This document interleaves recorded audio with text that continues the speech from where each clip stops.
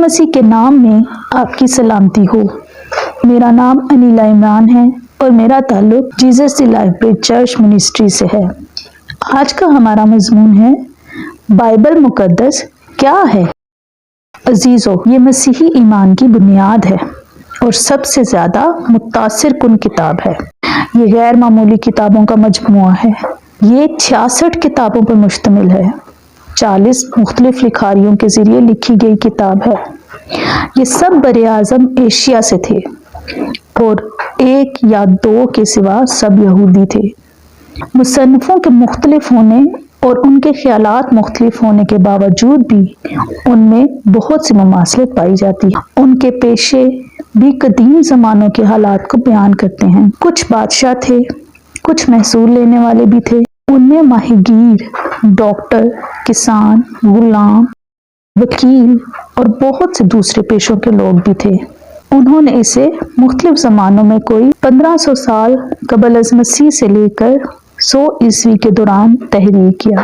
ان میں سے زیادہ تر ایک دوسرے کو نہیں جانتے تھے اور آخر کار جب بائبل مقدس کی مختلف کتابوں کو اکٹھا کیا گیا تو ساری کتاب مقدس میں ایک ہی کہانی پائی گئی۔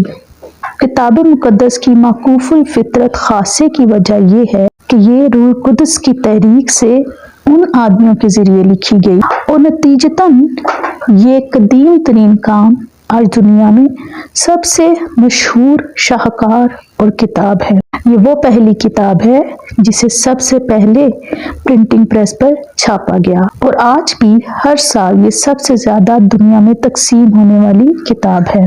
پوری کتاب مقدس کا ترجمہ 500 سے زائد زبانوں میں کیا جا چکا ہے اور اس کی کچھ کتابوں یا حصوں کا ترجمہ 3000 سے بھی زائد زبانوں میں ہو چکا ہے۔ کتاب مقدس کی تقسیم 2 اہم حصوں پرانے عہد نامے اور نئے عہد نامے میں ہوئی ہے۔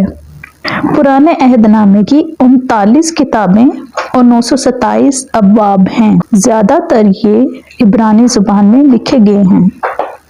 مسیحی ایمان کی مرکزی حیثیت کے ساتھ ساتھ پرانا عہد نامہ یہودیوں کے لیے بھی بہت مقدس ہے اور پھر نیا عہد نامہ 27 کتابوں اور 260 ابواب پر مشتمل ہے۔ اس کتاب کے لکھاریوں نے اسے یونانی زبان میں تحریر کیا ہے۔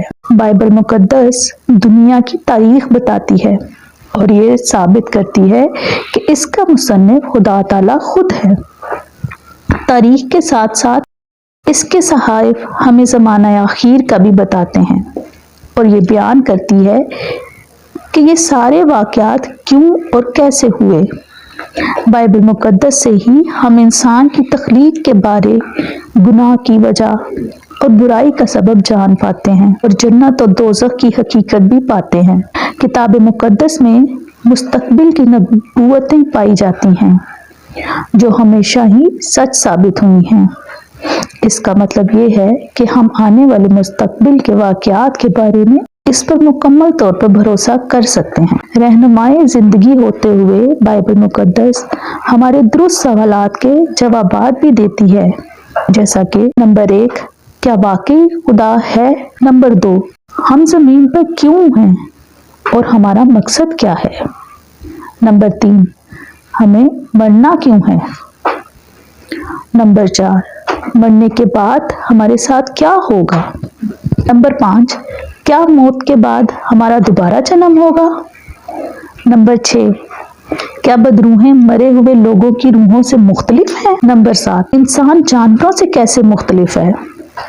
نمبر 8 دراصل گناہ کیا ہے؟ نمبر 9 ہمیں کرما اور گناہ سے بچنے کے لیے کیا کرنا ہوگا؟ نمبر 10 ہم آسمان پر ہمیشہ کیسے رہیں گے؟ نمبر 11 انسان کیوں تکالیف، مایوسی کا تجربہ کرتا ہے اور آخر کار مر جاتا ہے؟ نمبر 12 زندگی گزارنے کا صحیح طریقہ کار کیا ہے؟ ان سبھی سوالات کے جوابات آپ بائبل مقدس میں سے حاصل کر سکتے ہیں۔ برائے مہربانی اب آپ خود اس کا بغور مطالعہ کریں اور ان سوالات کے صحیح جوابات حاصل کریں۔ خدا آسمانی باپ آپ سب کو اور آپ کے گھرانے کو برکت دے۔ آمین۔